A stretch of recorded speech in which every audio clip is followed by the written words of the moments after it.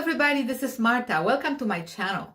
Today I'm excited to share with you my most popular videos from 2024. I hope you will let me know which ones are your favorites and why.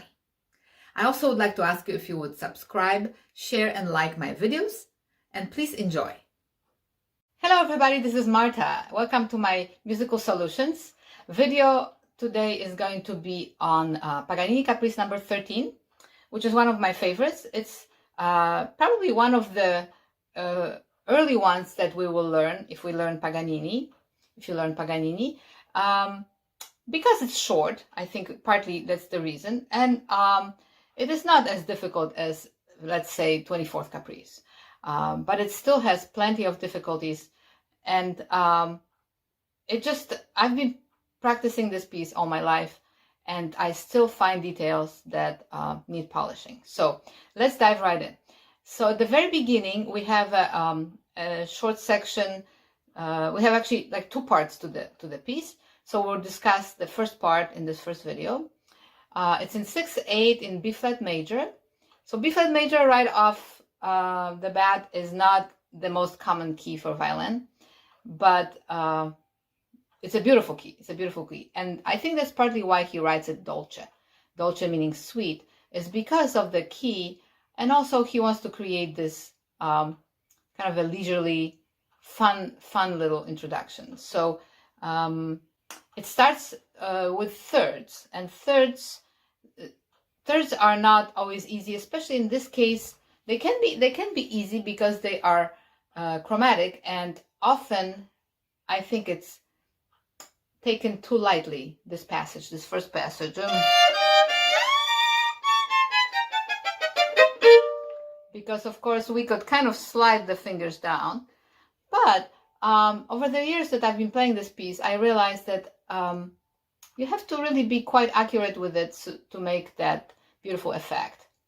I think of this passage as a laughter as we're going down that scale, so maybe you can find that entertaining and helpful. So first of all, we have to make that jump.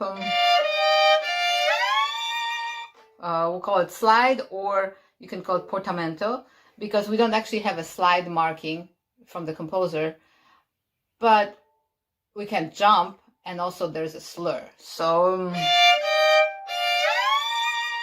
and it's on the downbeat, and that's what's challenging. I hear people often play, accenting that top note, and that's one way to do it. It's kind of an illusion where the beat is. So when we hear this piece, we kind of wonder, where's the beat? Well, the beat is after the two notes. That's the downbeat.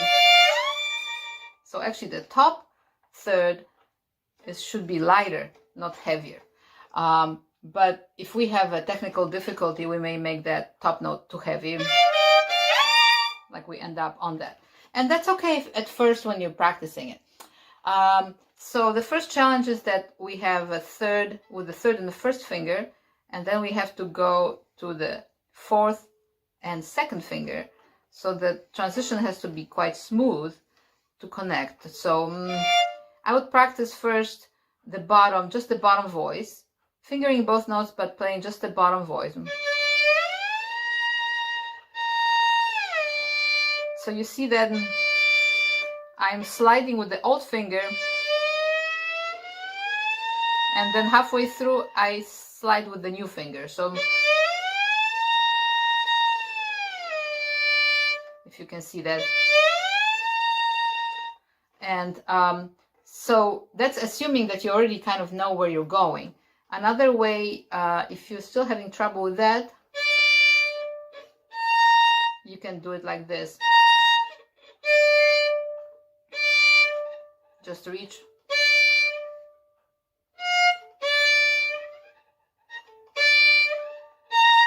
Yes, I'm trying to think of what is another easy way to reach that B flat, but you're going to be from D on the bottom to B flat.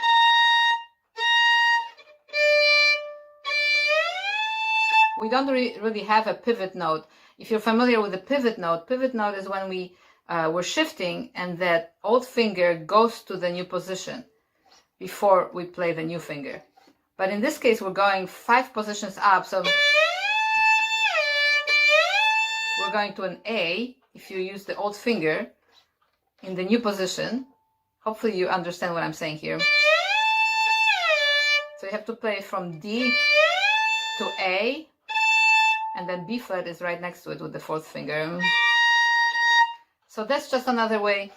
And of course, some of these things I can't show perfectly on the little video. It may be helpful to have a teacher show it to you in person. Anyway, so that is first challenge, is jumping or sliding up to that note. And then we change fingerings to the next third. So for most part, this passage is chromatic, but on the fourth note of that measure, the first full measure, there's actually only the first finger changes. So we're going, and then here, that's the note that changes, not the bottom. That one stays the same. The A stays the same. So I think it should be understood right up front that that's what's happening. Sometimes students will learn it very, very fast and they think it's all chromatic, but it's not. So sooner you can learn this better. Then we have, and then it's chromatic. And then we go to the lower strings.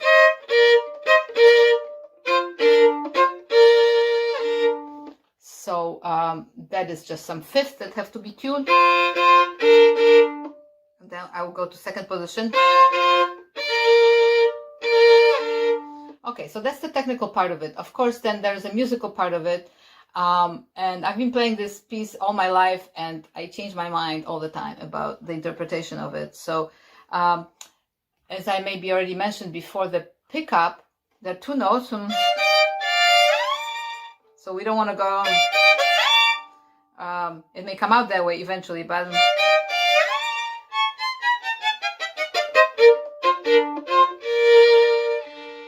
okay, and then we do it again.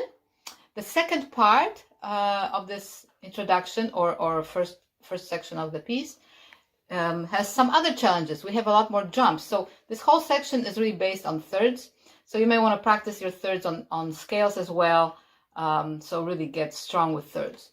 But B flat major is yet another challenge because this is all B flat major.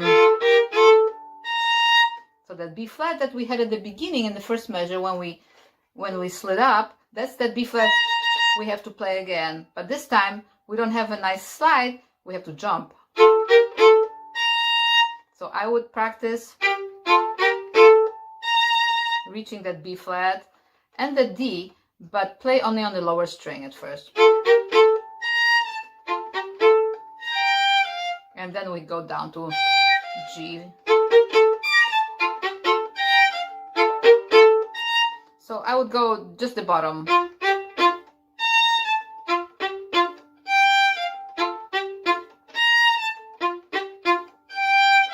And tune that up. And then I would go and do the top notes as well. Another thing you can do is just do separate, so you don't have to deal with the bow.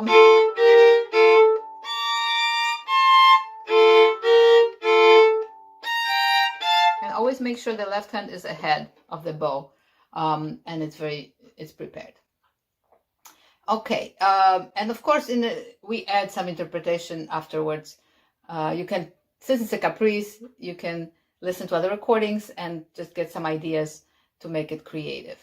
You can listen to my recording also, which I will attach underneath this video. So then we have in measure 12, I tend to put a little fermata on that, just wait. A little portamento would be okay. So we're going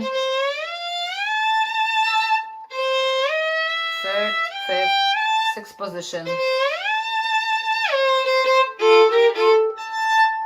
So what would be helpful is finding that note as a harmonic on the A string. Okay, and then we have a minor sixth, so like a half step between those two notes, the A and the F. Yeah, not too sharp. But I wait a little bit there. I put a little fermata, so that, because that's the B section of this introduction, and then we go back to the very beginning. Or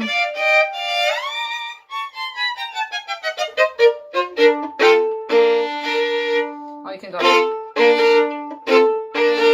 Sometimes I take more time and do 2 down bows on the last 2 chords. So that's the introduction. Thank you very much for watching my video. I hope you found it helpful and enjoyable. I would like to thank Mississippi Arts Commission for their generous project grant that enabled me to make these videos. Please feel free to make comments, suggestions, and requests for pieces that you would like me to record in the future. If you like these videos and you find them helpful, please like, share, and subscribe so we can reach more people. Enjoy the masterclass series. Going on to the second part of the Caprice number 13 by Paganini, we have now a completely different material from the beginning, which was all based on thirds, kind of dolce, sliding up and down, and very graceful. This part is more dramatic and much faster. So also we're going on to G string. So this whole section deals with a lot of string crossings. That's one difficulty, and also a lot of octaves, broken octaves in that. And those broken octaves can be very deceiving because you need to practice them as full double stops. Otherwise, they're going to be really out of tune. So so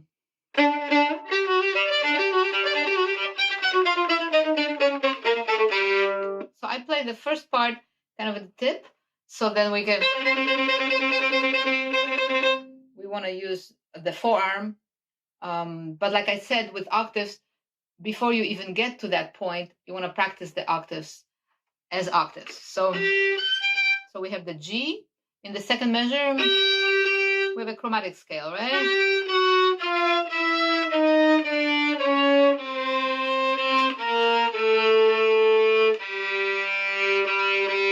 So a chromatic scale that needs to be worked out. So G major, G string. I apologize. G string. So you have to work on that G string, being really comfortable reaching up there. So making sure your arm can move up the fingerboard in a pretty relaxed manner. The second time when this section happens, I do it at the frog, and actually in the edition I have, which is the edition, international edition by Galamian's fingerings. So I would do it starting down bow at the lower part of the bow.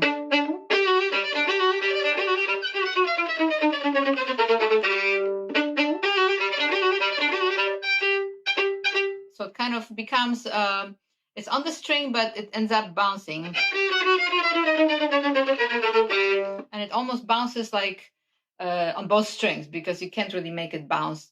This direction is very awkward. It's easier to go up, down, but down, up, it ends up being kind of a sautille bouncing on both strings. But that makes it different for the second time, the repeat. And then we go to the E string, same passage, but now it goes backwards. So, and this one I find kind of challenging because I don't know, my fingers are maybe more narrow than yours, but you may also have a challenge with that, is when you go to the 1, 2, 3, 4, fifth note in measure 24, which is that first full measure of the second string, second section of the second part. So right there, that one is tricky because you have to flatten your first finger, and it takes a lot of pressure. So same here. So I would help with the bow too, just give it a little bit of an accent. That helps me. It says spiccato here, but on the repeat, if you do the repeat, that's kind of your own choice. But that would mean changing bowings. And I've never done it that way. That's just the Galamian's idea, and you can try it yourself. So so that passage, it's a progression going down.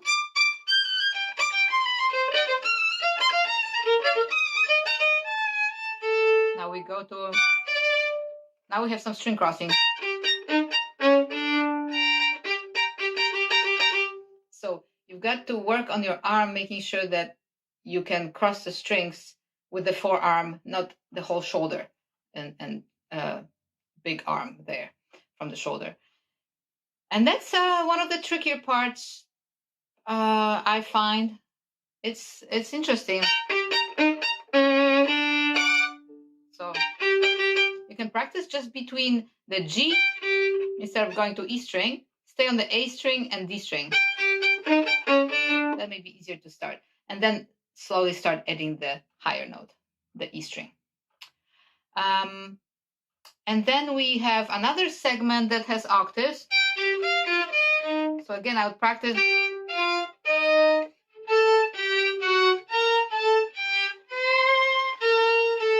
So you're doing up, down, up, down, up, down. And you accent that first. And then, surprise, we go to E flat. So again, I would practice maybe on the lower string first. And I always repeat the notes if I'm working on something like that. But I'm still fingering the octaves. So this is measure 32 I'm working here.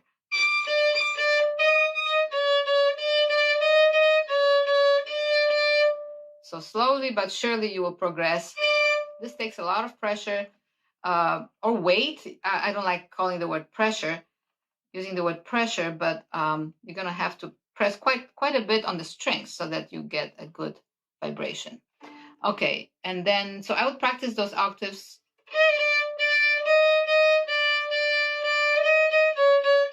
Like this.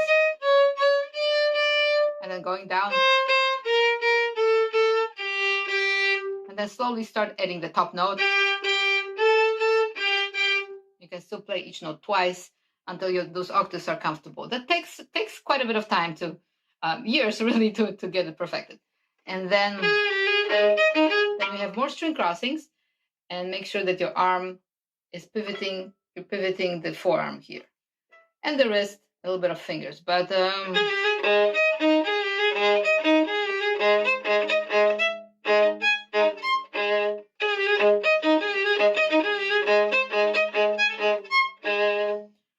and then so that was backwards, right? Up, down, up, down, up, down, because that's how it works much better than down, up, down, up. You don't want to do that.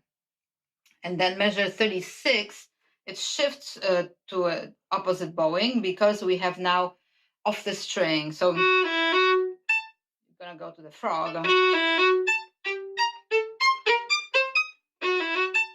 I find it very important here to have the fingers flexible, not really loose, but flexible. If you're interested in that process, I have a video on collet. You can go to my technique of the week and see what I mean by that finger motion. You may be already familiar with that, but it helps me a lot to cross the strings more with the wrist and the fingers rather than the forearm, because we're now at the frog. So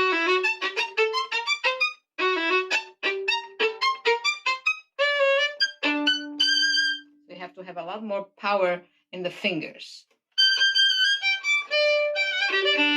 So now we're progressing into the upper part of the bow. So again, more octaves. So make sure you got your octaves.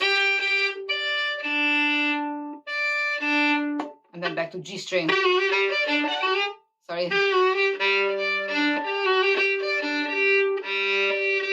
So here you can find the harmonics. To find that on the G string initially. And I use this harmonic here in that last measure, measure 39. By the way, I'm numbering my measures all the way through the piece. So this is measure 39, which is the last full measure of the piece.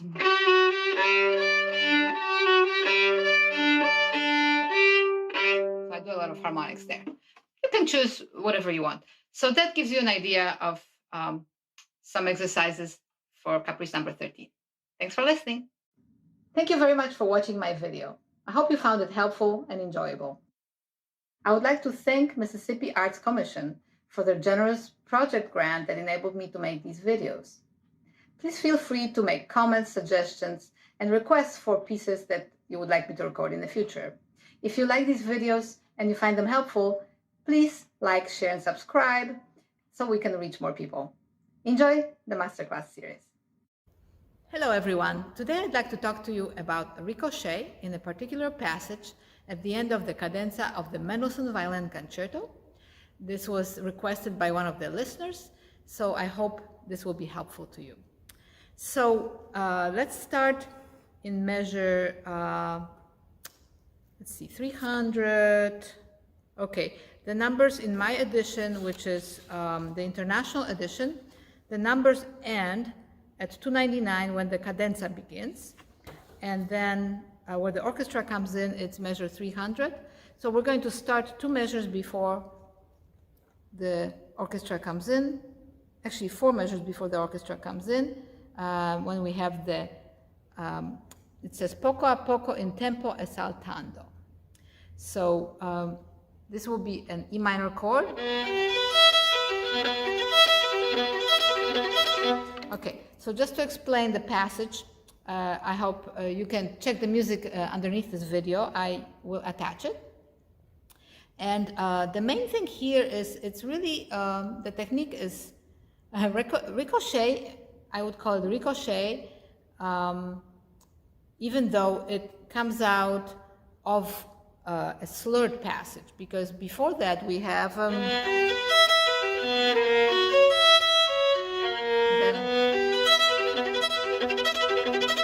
so then it gets faster and faster, and then we can start bouncing the bow. So it's not the traditional ricochet that you throw the bow on the string and it just bounces, like for example the Paganini Caprice number 1. You just start from the beginning by throwing the bow on the string and letting it bounce. In here, it starts from the legato passage, so it's a little bit different. So we have to make sure that we have some things working for us here. So make sure that your wrist is flexible. Make sure your fingers are not gripping the bow too hard so that the bow can bounce if need be. So you can experiment by simply, you can start with the ricochet by throwing the bow on the string. So make sure you can do that. And you can listen for the top 2 notes and then the bottom 2 notes at the bottom as well.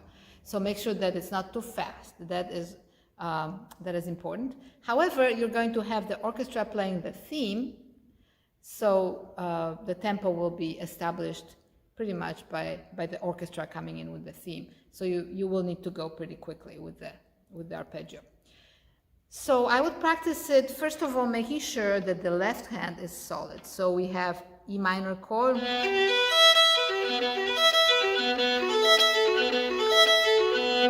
B minor, and then B major.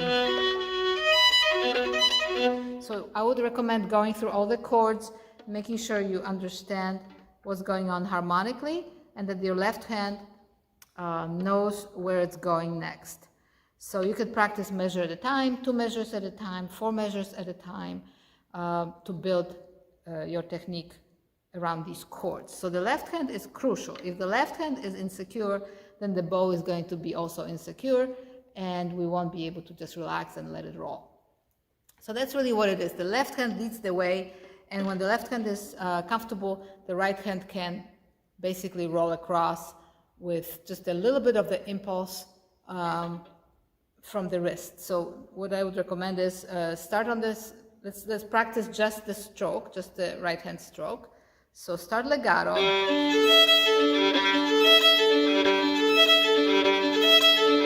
Then you can accent the bottom. You can accent it so that the bow can bounce. And you can do the same thing on the top. So that's kind of a crude way to to show the bouncing, but you do need a little bit of an impulse from, make sure your wrist is flexible. So starting legato.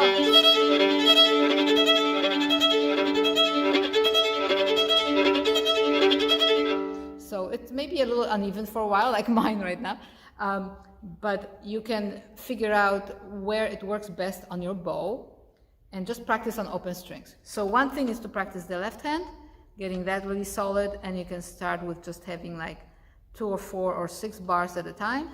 And then the right hand is a separate issue. Make sure your wrist is flexible so that you can do like a little impulse from the string. Okay? And you're gonna have to do that each time you go. And as you get more and more comfortable, you won't be needing to do quite as much of an accent, because this section is actually marked pianissimo. So it takes time, it really takes time, but I can't overemphasize that the left hand has to be extremely solid before you can expect the right hand to bounce well. So I would practice those two things separately, and I believe you will see a big progress. So let me just play this for you to show you kind of what I do. I also, at the end of the that passage, like in measure 300, I think mostly in 314, I'm pretty much on the string by that time because it's already fortissimo, maybe even a little bit before. So let's see what happens. So this is measure 300 minus 2 measures from the cadenza.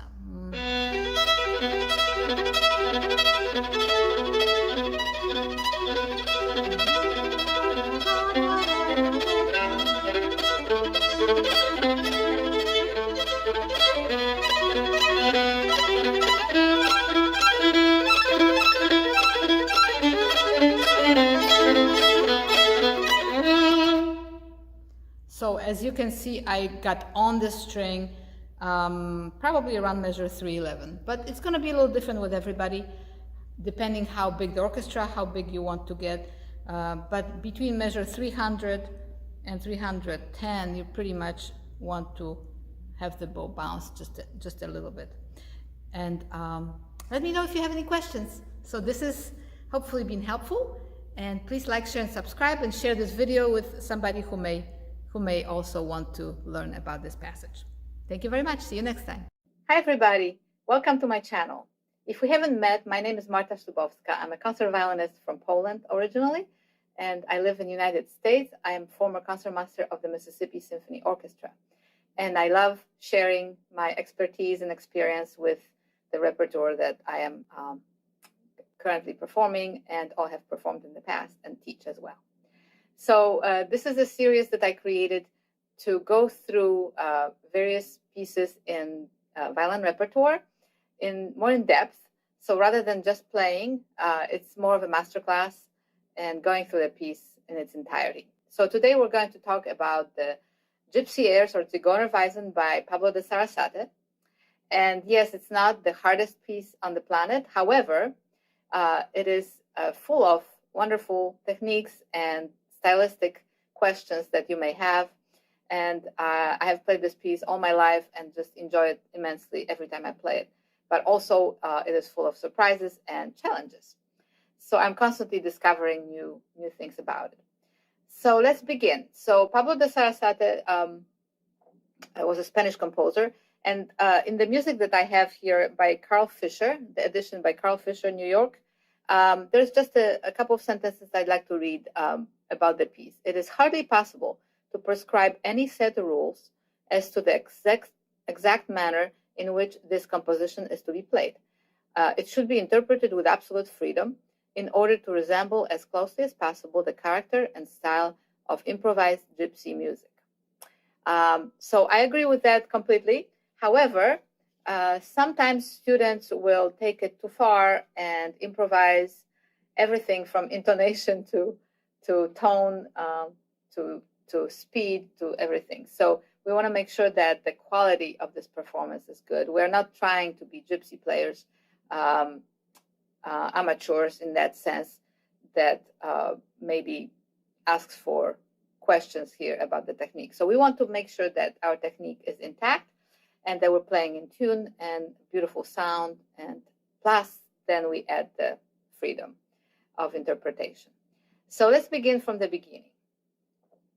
Moderato tempo. At the beginning we have an orchestra or piano introduction, and then we have that traditional opening.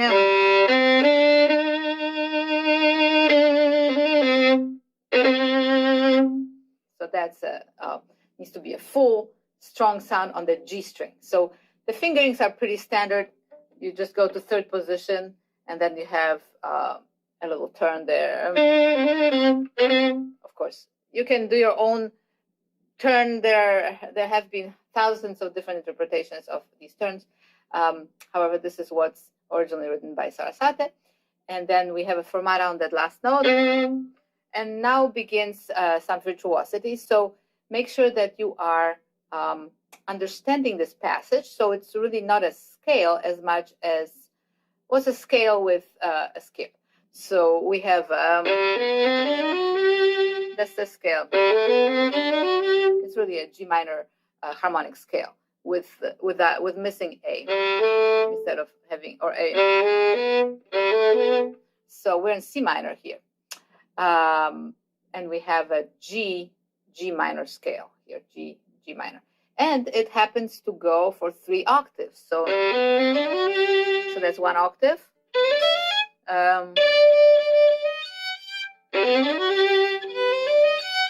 That's the second octave. G to G. And then we start shifting. So in this edition, I like these fingerings, so I personally use them. Go to 1, 1 again, 1, and 1 again, and then 3 on that highest E flat. So I think I have a video where you can see how I also suggest practicing these. So I don't think I have an actual practice technique. I just mentioned that you have to make sure that your hand is traveling around the instrument so that you don't get stuck with the shifting there. So then you have to go around the instrument again.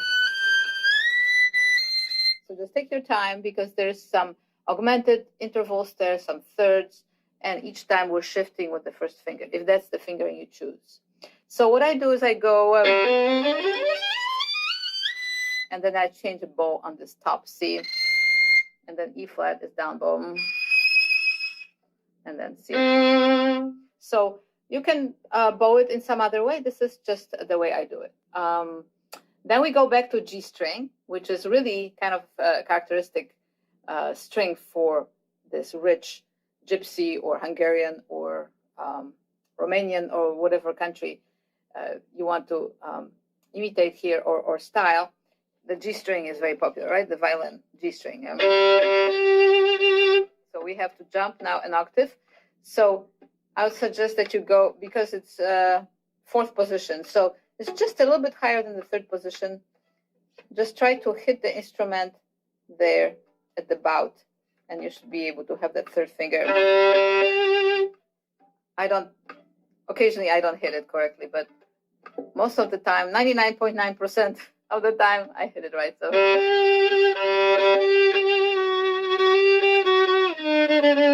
I have some different fingerings here that I have experimented in the past, but since it's Gypsy music, we like to slide a lot of portamento. And I kind of do a little thing here. And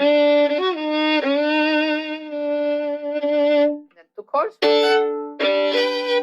I like those 2 chords to be kind of short, full but short, without dragging them out. Then the piano or orchestra plays a scale, which then we have to get ready for that F, which is kind of in the middle of nowhere. But of course, it is a position that we need to be aware of. So this is 6th position, right? So again, it's the bout of the instrument that you have to get to. time. As long as you have time, as long as you do it quickly, you don't actually have time, but as long as you do it very quickly and you place the finger before you play, then you should be able to find that third finger really well. And you also have to be able to hear that note. So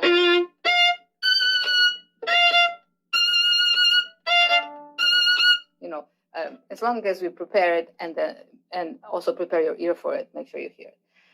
Okay, now we have a diminished arpeggio, which is very long. It goes from the F in sixth position on the E string all the way to the G string. So make sure you get your rhythm correctly too. Don't fudge the rhythm. Sometimes I hear students just kind of skimming through the rhythm and skimming through the notes just because it's gypsy music. We do need to be accurate and make it beautiful. So diminish. So all minor thirds. So I have 3, 1, 2, 1. Those are the fingerings I'm playing. Second finger, first string. So really, we're stretching the position. We're not really in one position in particular. So we have to really listen carefully so that diminished arpeggio is well in tune. So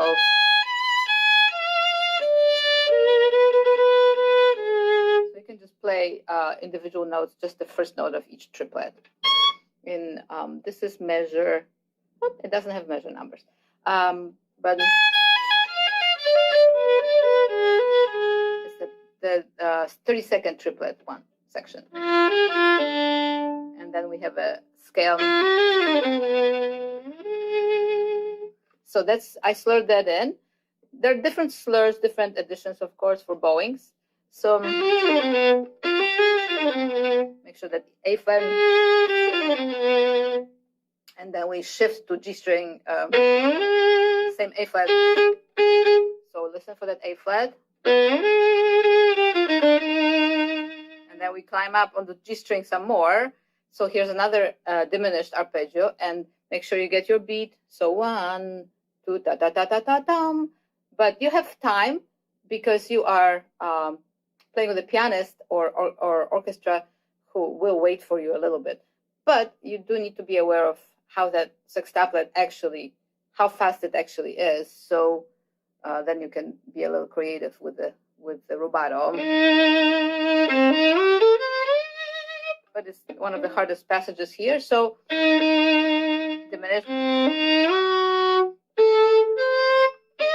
So I go 1, 2, 3, and then 3 again. Then down to 3. So there's some intonation to work on there because everything is very high and also closer than it would be in first position. 2, 1, and then shift.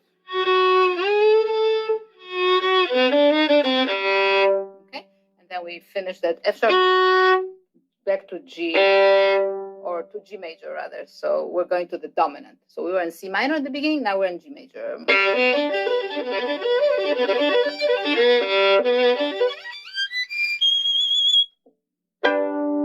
Okay, so arpeggios, of course, practice them slowly, practice them separately, practice them in rhythms.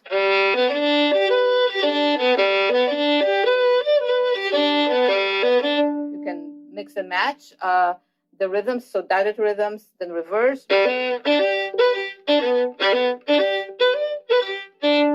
And then you can do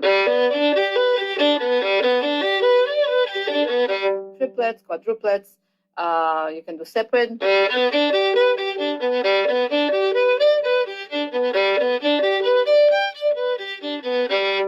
Those are different groupings, but it's overall, it's not going to be measured unless you really want to. You can measure it in triplets and quadruplets if you want to, but it's quite improvisatory. So, and then the last arpeggio, of course, is the longest one.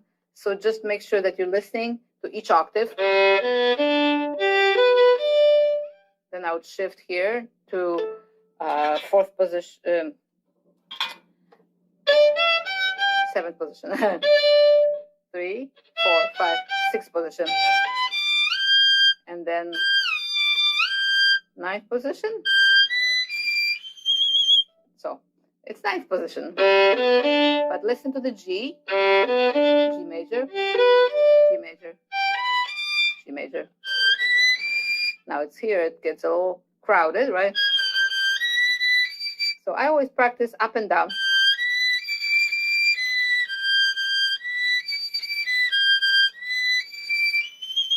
So spend some time up there because, of course, we're familiar with the lower octaves, but the higher octaves sometimes can go out of tune.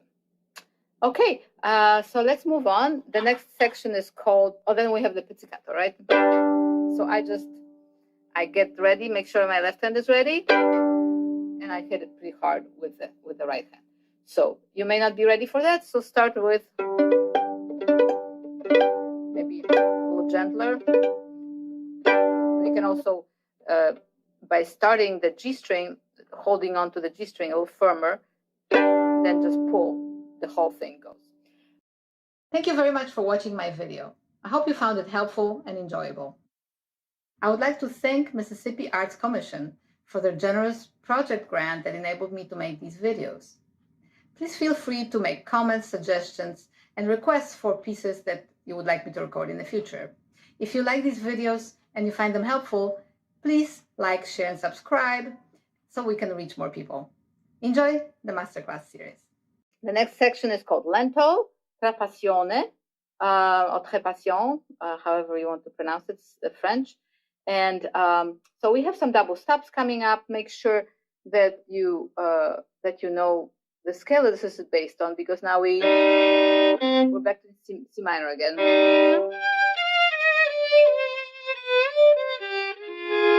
This part here. So it requires more strength to vibrate on that. Make sure. So I'll practice on lower string first.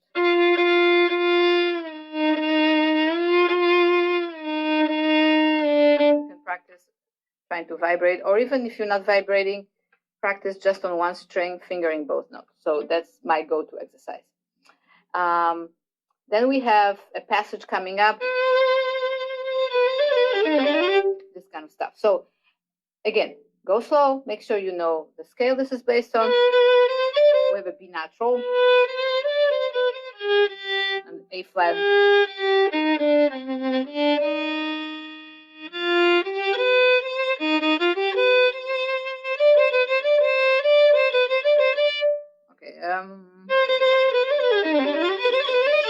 This first position. Then we're gonna shift.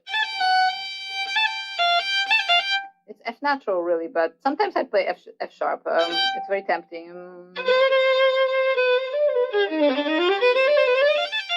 No, F natural. So yes. So I'm even after all the years I've been playing it, sometimes we alter things as we perform the piece, and sometimes it feels more natural to especially with the grace notes or trills, to add your own little interpretation. And but then I have to ask myself, what was really written. So it is F natural here, and then we go. So I'm using the bowings that are in the part here. So I go. Then I go to C on the down bow. Then we're up bow on the. Okay, and then we have this little turn, which you don't have to measure. Just have fun with that. I make a portamento there.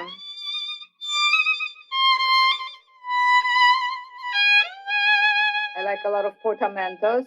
But before you do portamento, obviously you have to know where that note is.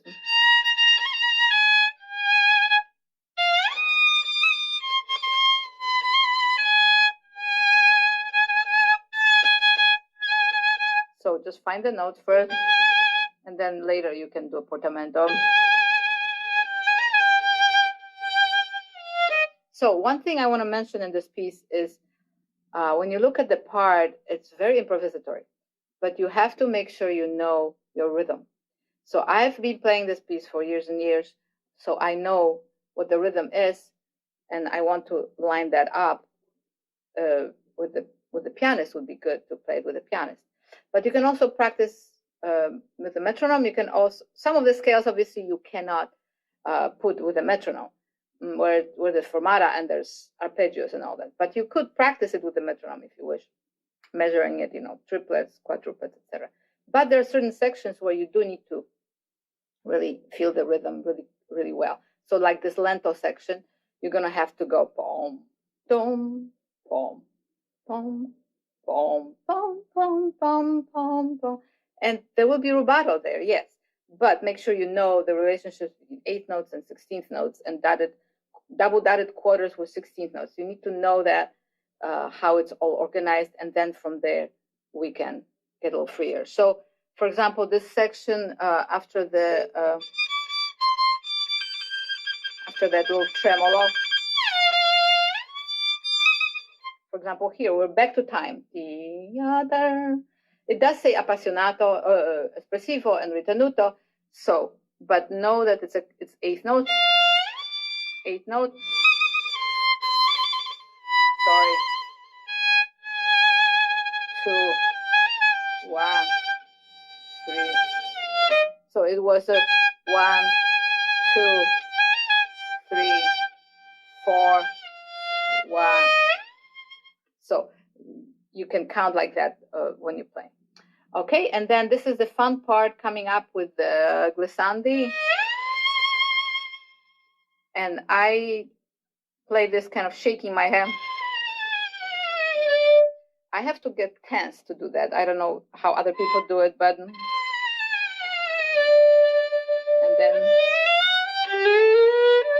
So once you slide down and then you go, yeah, pa pa pa pa pa pa pa pa pa pa pa pa. Again, there will be some rubato. It says ritenuto, then it says presse to quicken. But you need to know how those sextuplets fit in time without those extra ritenutos. All right? Sorry, this is the slide. 4. So I go 1, 2, 1, 2, 1, 3. I'm on the D string here, like it's printed in the music. And then I separate. I like to separate these sometimes because that's a very gypsy kind of characteristic.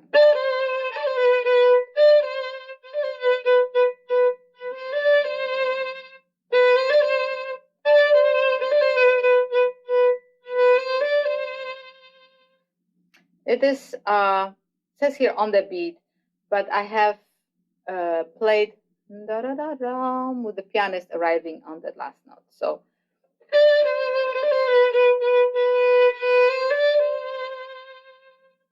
So right now I'm kind of torn between the two.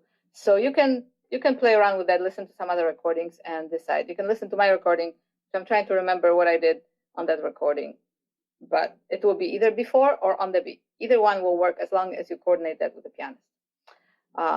Okay, and then going on, let's do a little bit more. So this is back in tempo. So here, you would want to shift to a 5th position. I mean, this is 4th, so 6th position.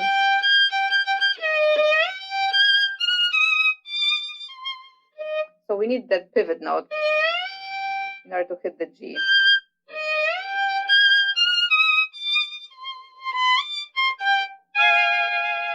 Another 3rd, which again is very high, so you have to practice your 3rds apart from this piece, of course. But I would practice on one string.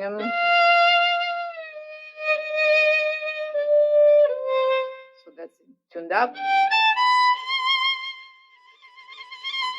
Now here, I've noticed that it is marked with accents. I don't play it like that. I do that. And maybe because it happens later, I gravitated toward playing it ricochet like that. So that's one way to do it. You can go, it does say ritenuto, but again, it's the editor's, I'm not sure who edited this. There's no name. So your name could be on there. You can come up with your own version. And then we have the apostaccato. So I don't know how many of you are really good at that.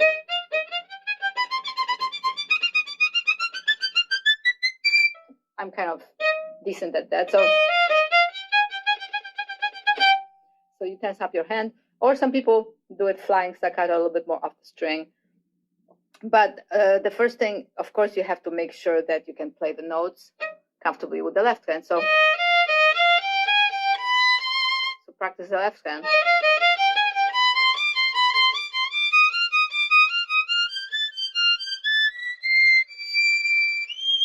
So you need to make sure that you have, there's some groupings, right? We have, so that's one group. 1, 2, 3, 4. 1, 2, 3, 4. 1, 2, 3, 4. So groups of 4. F natural. So there are 1, 2, 3, 4, 5, 6, 7, 8 groups of 4. So 8 groups of 4, that's 32 notes. So you can organize it in 4s, then you can do it 8 notes, so it can flow better, right? And then I love this part.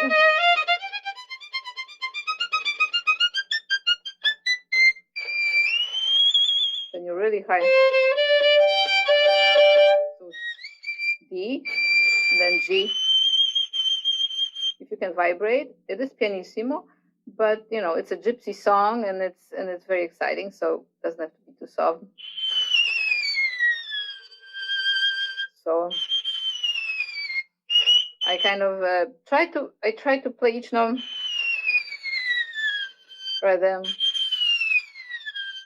don't do just a glissando, but shake your hand so that it becomes like individual notes a little bit. That makes it more passionate.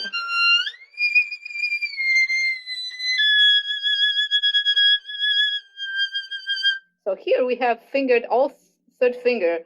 I don't do that. Let's see, how do they?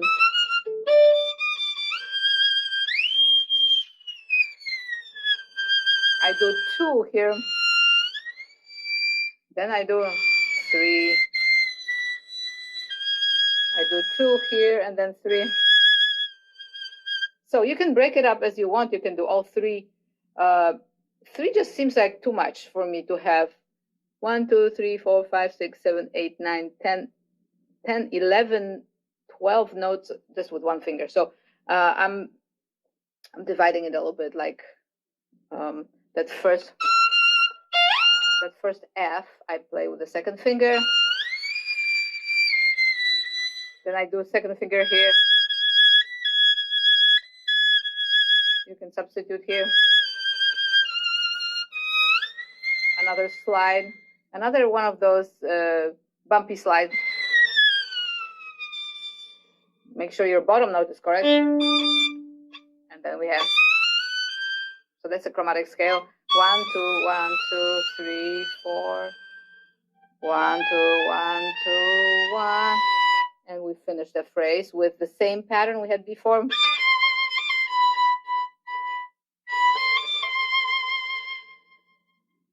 Okay, so this gives us about half of that first section. So I'll see you on the next one. Thank you very much for watching my video. I hope you found it helpful and enjoyable. I would like to thank Mississippi Arts Commission for their generous project grant that enabled me to make these videos. Please feel free to make comments, suggestions, and requests for pieces that you would like me to record in the future. If you like these videos and you find them helpful, please like, share, and subscribe so we can reach more people. Enjoy the masterclass series. Hello everyone, welcome to my channel. I decided to take you on a journey. I am preparing for Vivaldi's Four Seasons, performing with 415 Hertz tuning. So the Baroque tuning. And I have to apologize for my glasses reflection. I am not quite sure what to do about that, but I hope that's not going to be too distracting.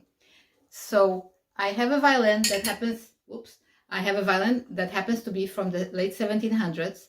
So it's kind of a late Baroque, early classical instrument, and I have a Baroque bow. And I'm very excited about this experience. I have never done it before, so I will be practicing it for the next few weeks. And I would start with the spring. And you let me know if you have any questions, suggestions, and what you think about this whole thing. So it's challenging, but I'm looking forward to it.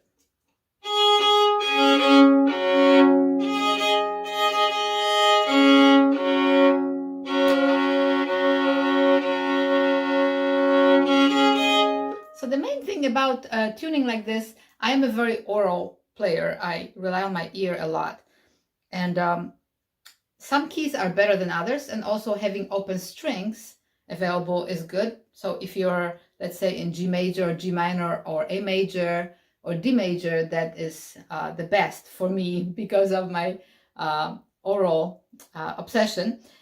But the spring begins in E major, so I do have an open E, so that helps a lot.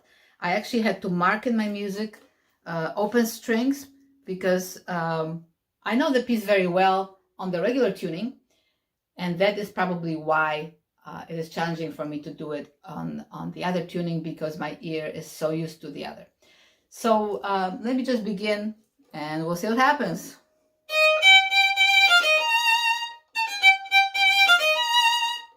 Okay, so right up front, I'm having a little issue with pitch. This instrument is a little bit smaller also because it's kind of a Baroque style instrument, so it's a little bit smaller. So everything has to be just a little bit flatter even than my regular violin.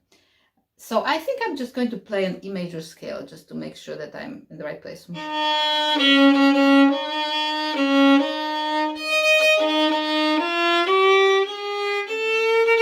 My goodness.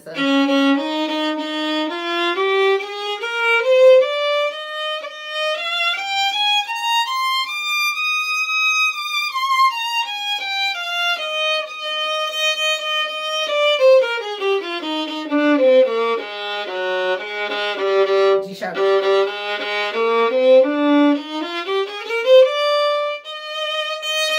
So hopefully now I can hear it a little bit better. So here's spring, first movement.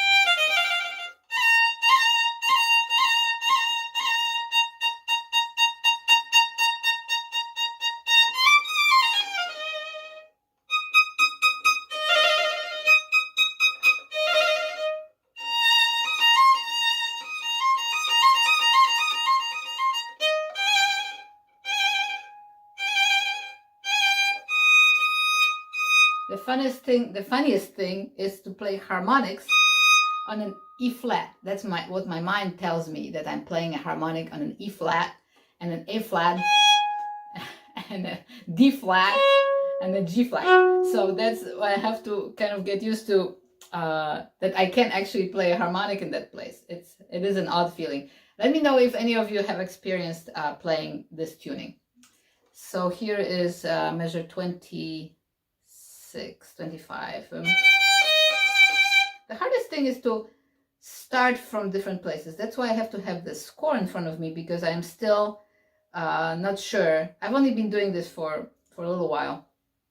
And still, when I switch between this instrument and my other instrument at 440 tuning, I still have to look in the score if I want to play in the right key. So here you go.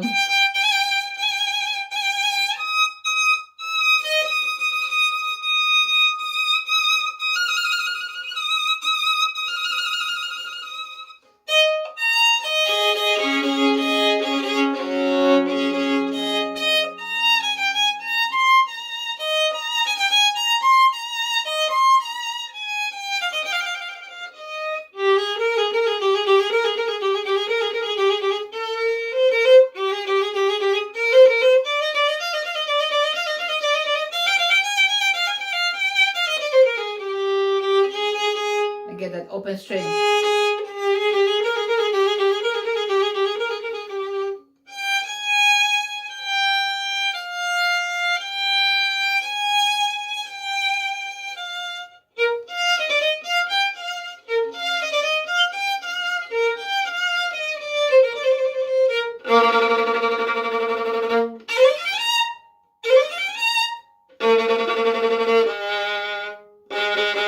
Play these here because of the shift coming up. Just play one note.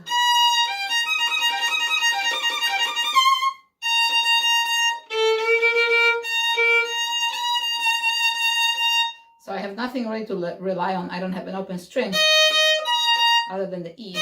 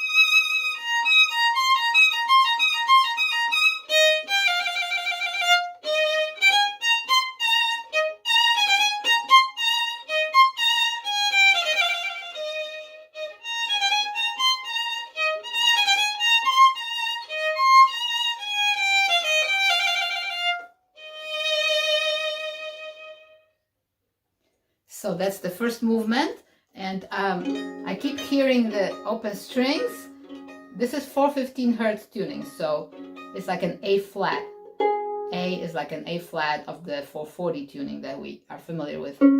There's like a D flat, there's like a G flat, and there's like an E flat. So everything is a little bit off, a little bit flat for me. But I'm getting used to it, so let me know if you've ever had this experience. So here I'm gonna go to the second movement. And the second movement of the Spring by Vivaldi is in C sharp minor. So we're gonna deal with, so let's play that scale. If I can do it.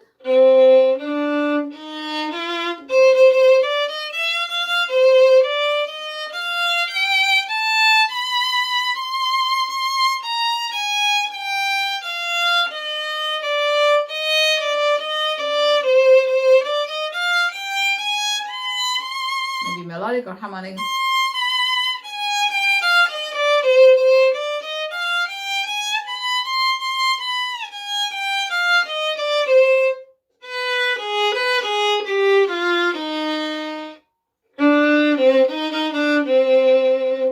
Very difficult, very different experience for me. So I don't even know, I don't have a perfect pitch, I have relative perfect pitch. But let me know if you have perfect pitch, if this is really really annoying to you, this tuning, or if it doesn't bother you. I'm curious. So I am looking forward to this experience. It is very, very different. So here's the second movement of the Spring by Vivaldi. So we're going to start with G sharp. So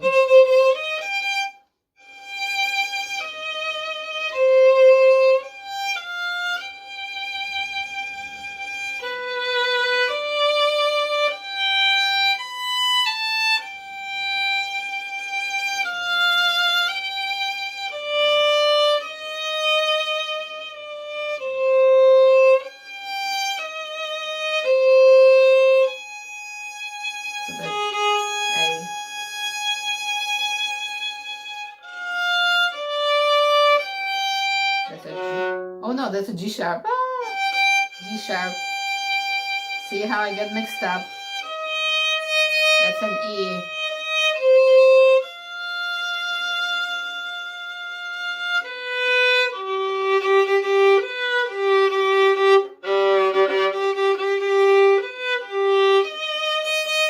That's an E.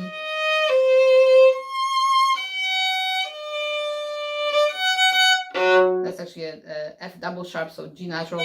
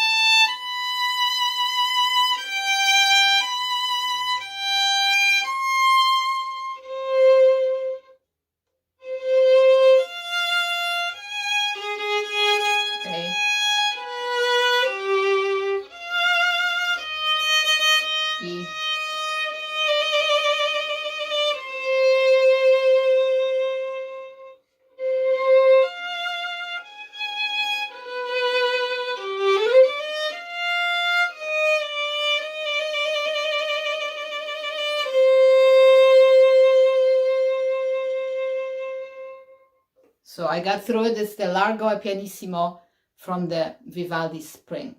It's in C sharp minor, and I'm playing on the 415 tuning, which is a new experience for me. So here's the next movement. I think we're okay with this movement. I keep hearing the G natural, and because it's C sharp minor, which is related to E major, we have that G sharp. So the G natural kind of keeps ringing a little bit, so I have to get used to that, ignore it. So here's the last movement, Danza Pastorale, the Allegro. And this one is back in E major, again, just like the first movement. So I'm going to play an E major scale one more time.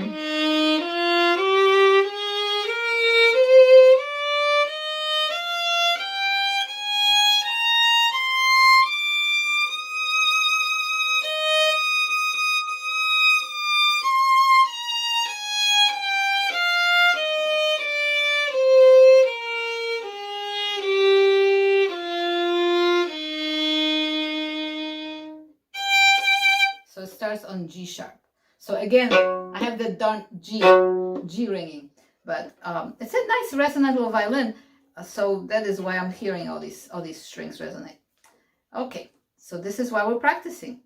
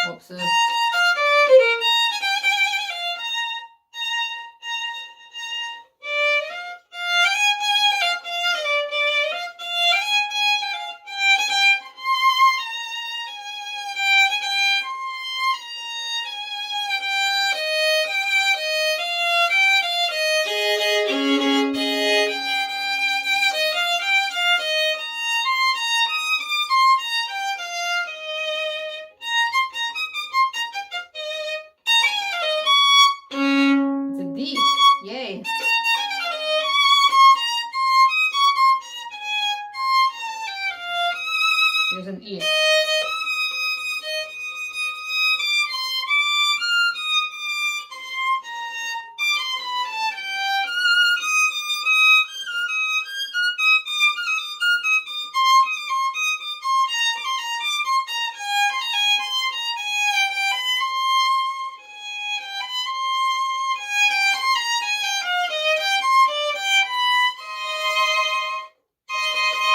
So if you are just joining me now, I am playing on a violin tuned to 415 hertz, and I have a Baroque bow as well. And I've been hired to perform Vivaldi's Four Seasons with the orchestra in Louisiana, chamber orchestra, that is in 415 tuning. So I am working through this process. It's a new experience for me because on daily basis, I play at 440. So I have a different violin that is tuned to 440. And this violin is actually from late Baroque era, very late 1700s. So kind of at the beginning of the classical era. And the bow was made, actually rebuilt by Alessandro Alberi, who is a Colombian violin maker and bow maker. So it's been finally a wonderful opportunity for me to use this violin in maybe what it was meant to do, to play at this lower tuning. So I am getting used to playing half step lower on everything because I have performed this piece many times in 440 tuning. So I hope you go with me on this journey. If you have any questions or suggestions, please feel free to write a comment. Okay, so here we are in, I'm in third movement, the Allegro of the spring. And I apologize for my reflections. Don't you like the little circles there? Well, I don't know what to do about that. So I do need my glasses. I am at letter K if you have an edition that has letters. And this is before K, 3 measures. It's measure 22 in the last movement. So we're in E major, which still sounds to me like E flat. So I don't know if that will ever go away, but at least I actually had to mark open strings in my score because I have a feeling I'm going to have to use this score to play this in this tuning. I wish I could play from memory because I have it all memorized, of course, but I just don't know. So I have a few weeks. We'll see. Let me know if you vote for me to play from memory. So let's see. Am I in the right key here?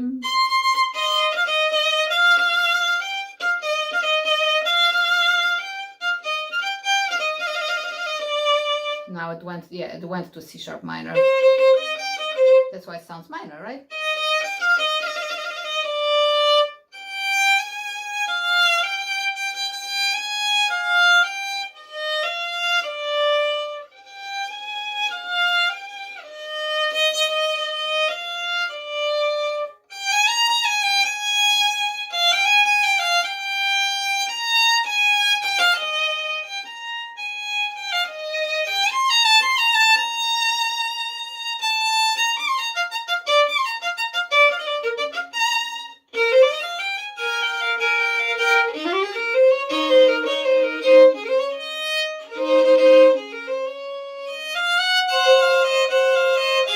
Sometimes I still get a little bit confused about fingerings because I'm hearing that E flat instead of E natural.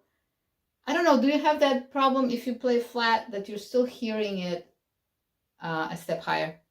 I think most of us have that issue if we have to play lower, but I don't know. Maybe I'm the only weird one. So this is measure 38.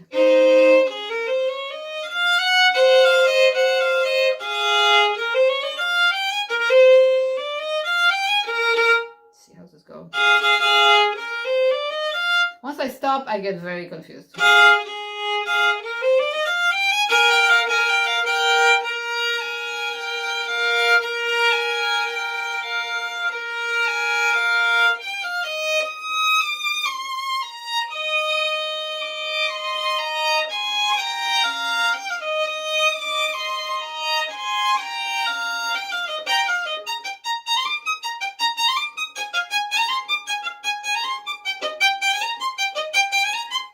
Oops. It's an F sharp.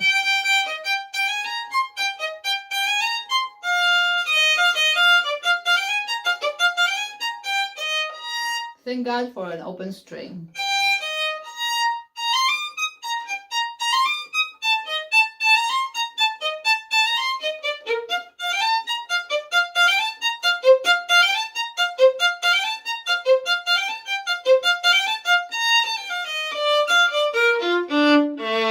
Whoops.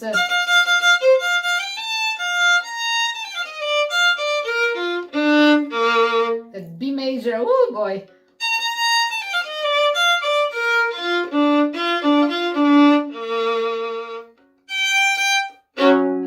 open string.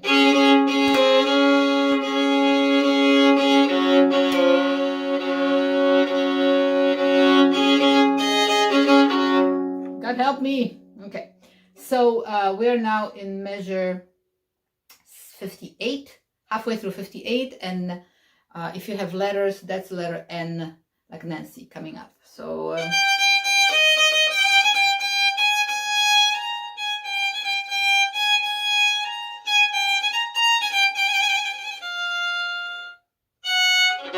G,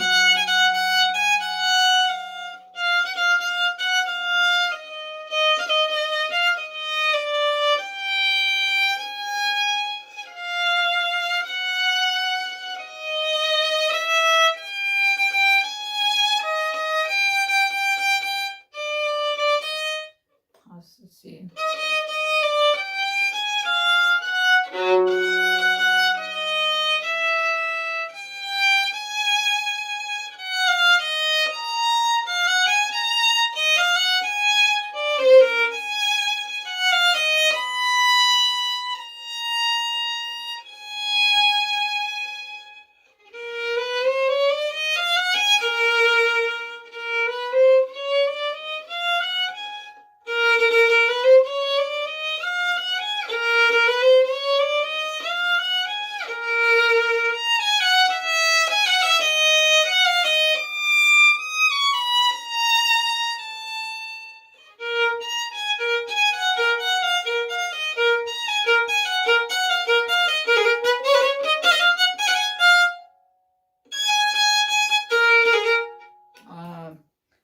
Figure out. I have a little bit of bowing change here. Let me know how you bow this part here. And then I like to contrast.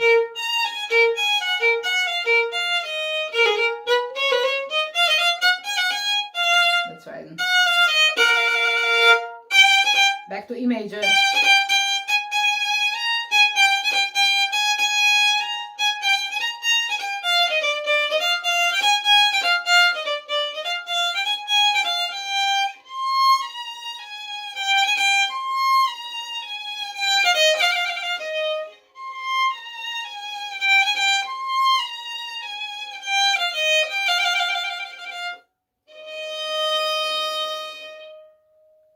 Thank you very much for watching. This was my rehearsal, my practice of the Vivaldi Spring in the 415 tuning. Let me know what you thought, if I need to work on something, if you have any suggestions, if you have ever had this experience before, playing half step lower, having the violin tuned half step lower, which is 415 Hertz. So that is my process for the next few weeks. I will be recording the next season, so summer will be next week. I hope you will join me then. And please like, share, and subscribe so you can be notified of these videos. And I hope you'll check out the rest of my channel. And I look forward to seeing you next time. Bye-bye. Hello, everyone. Welcome back to my channel. This is Marta. I would like to invite you to follow me. I am practicing Vivaldi's Four Seasons. This is autumn. I am learning how to play in 415 tuning. I have performed the piece many times in 440 tuning, and this is a very new experience for me. I have a beautiful violin from 1700s, and I also have a Baroque bow. So I'm enjoying this. So the autumn is in F major. So we're going to start by tuning. First, I need to tune my violin to 415 just to make sure.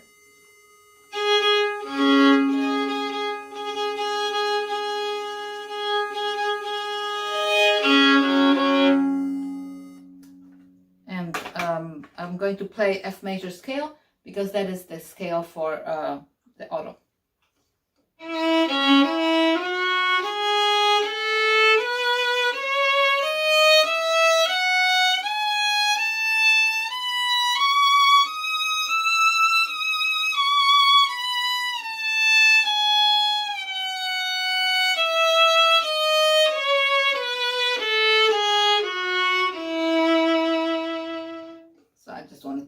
Tune myself a little bit to that different tuning.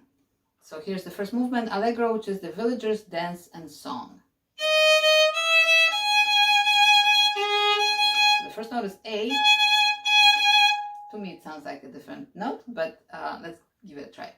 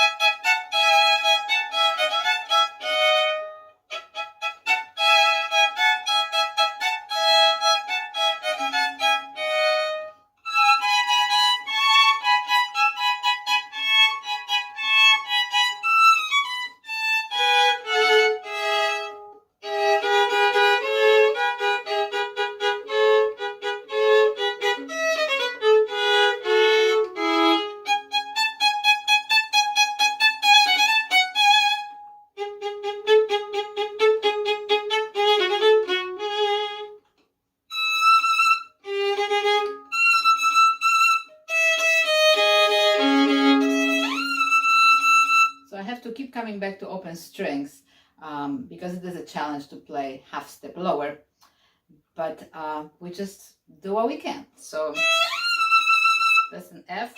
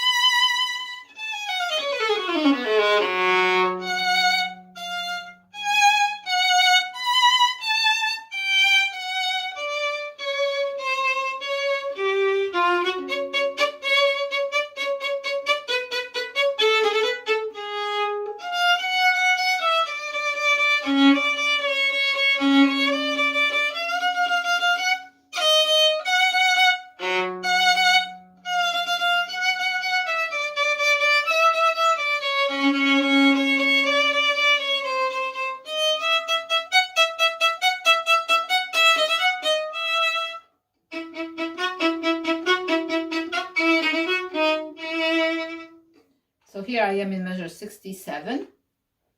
If you have lasted this long, please, if you like this content, like, share, and subscribe. I hope you'll come back to my channel. I have over 430 videos as of right now. And here I am practicing Vivaldi's Seasons in 4/15 tuning because I have a performance coming up, and this is a very new experience to me. I am enjoying it tremendously. Let me know what you think, if I can make any improvements. So here we are in measure 67, halfway through.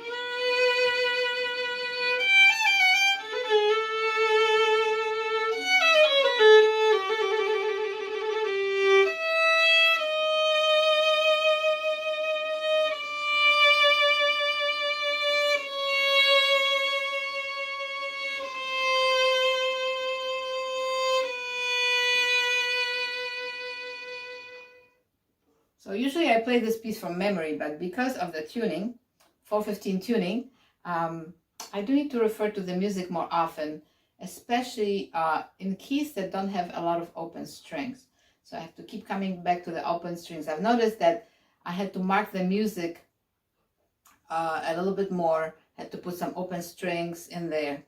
I don't have perfect pitch, but playing for so many years in 440 and never really having opportunity to play in a different tuning, I kind of developed a perfect pitch for that tuning. So here's the ending, 106 in the Vivaldi Autumn, first movement. So I still have difficulty like doing it by ear.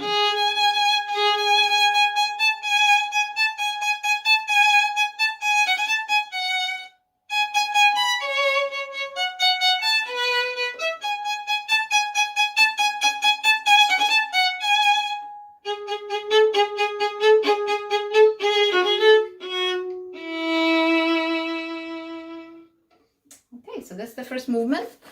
That was a good review. And excuse me, my music is falling apart here. So just to reiterate, I am practicing Vivaldi's Autumn because I'm getting ready for a performance to play it in 4/15 tuning. So here is the second movement, Adagio Molto. It's not a very complicated movement, but it is in F major. Wait a minute, no.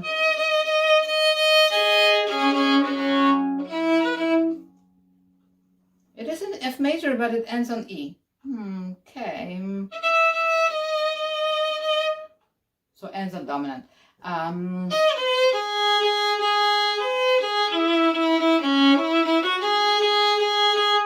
Let's see. Okay, this is a question to answer. So it ends on a different key. It doesn't end in F major. But we have, this is a harpsichord solo here, so my part is not very extensive, but I'm just going to play through it. So this is second movement of the Vivaldi Autumn. 2, 3, 1, 2, and it's usually on a mute.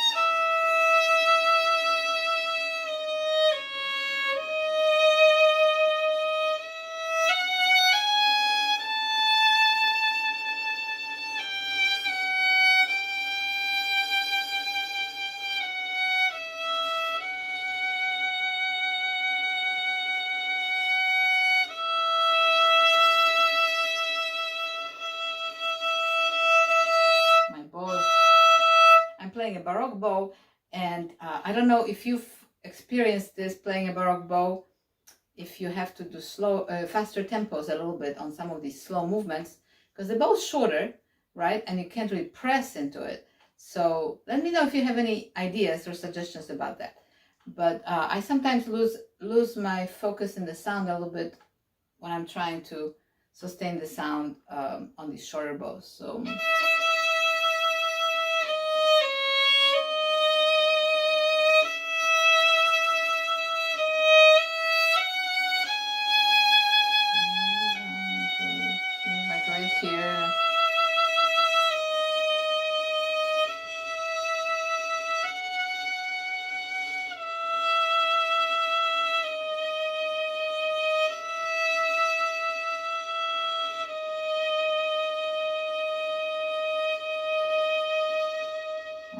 so that's the end of the second movement. Here's the third movement of Vivaldi's Autumn. Like I mentioned before, I'm playing on 4/15 tuning. So it's going to sound different to you. If you're jumping in, you're going to think I'm playing out of tune. But I am playing on 4/15 tuning. So let me retune my violin real quick, just to prove it to you. So that's the A 4/15. I should be going a little flatter, but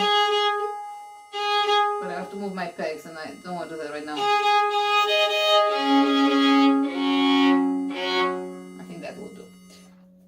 So I'm still getting used to the tuning, because I don't know if some of you may have the same experience. It just always sounds a little bit out of tune to me. But I think that's the nature of this tuning, that it's so different. So here's the third movement, Allegro. It's the hunt.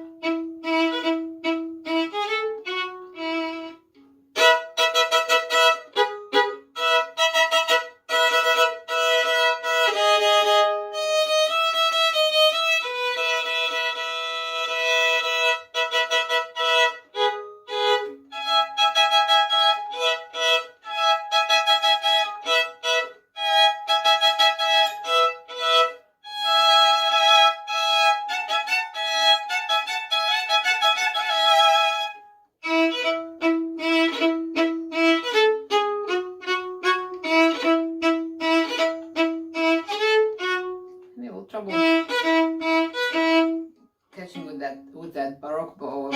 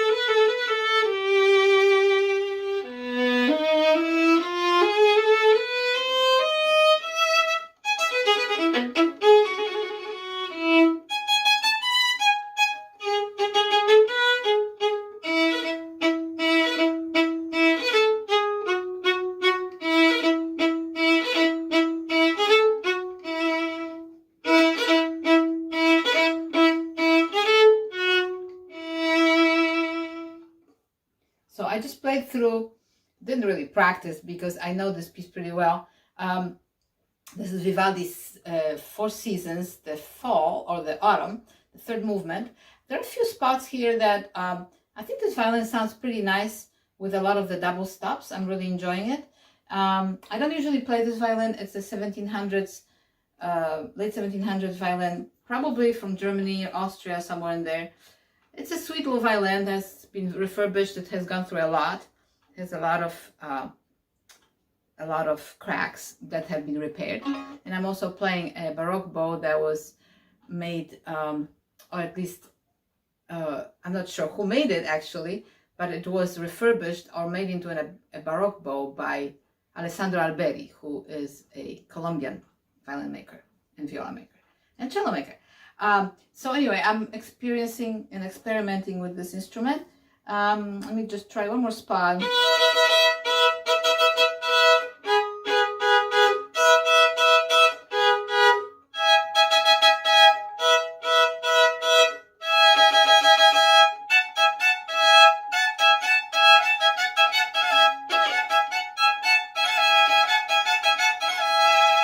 Also, this violin had a very flat fingerboard, so the fingerboard has been raised, but I still feel like the strings are a little bit low, so sometimes that catches me by surprise. And also the misura, the size of the intervals are a little bit smaller. It's a little bit smaller instrument. So all of that to say that it's an adjustment and I'm having fun. I hope you enjoyed this video. Please like, share, and subscribe. Let me know if you have any questions or requests. I will be recording the winter next. So next week, I believe it's going to be next Friday, I will have Vivaldi Winter. If you're interested in this kind of tuning, 415 tuning. And thank you again for watching. See you next time. Bye-bye. Thank you for watching my videos. I hope you enjoyed them. Please let me know which ones were your favorite and why. And I look forward to seeing you on the next video. Thank you for watching. Bye-bye.